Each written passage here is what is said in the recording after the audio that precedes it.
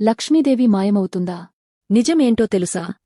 ఒక ఇంట్లో లక్ష్మీదేవి ఉండాలంటే లక్ష్మీదేవిని పూజించడమే చాలదండి. ఆమె స్వభావం తెలుసుండాలి. ఎందుకంటే ఆమె చాలా చిట్టచూక. చిన్న తప్పుతోనే వెళ్ళిపోతుంది. కాని సరైన ధర్మముంటే తిరిగి వస్తుంది. లక్ష్మీదేవి అనేది కేవలం సొత్తు కాదు, ఓ శక్తి. ఆమె ఉన్నచోట శాంతి ఉంటుంది, ధన్యముంటుంది, సౌభాగ్యముంటుంది. కాని ధర్మం లేనిచోట లక్ష్మీ నిలబడదు.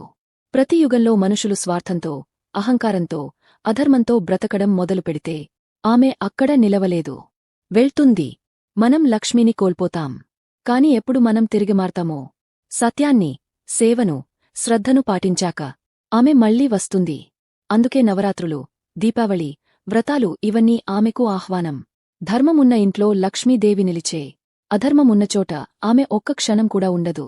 ఇలాంటి మరిన్ని గాడ్ హిస్టరీలు, రహస్యాలు తెలుసుకోవాలంటే ఫాలో అవ్వండి పురాణాల లోకం.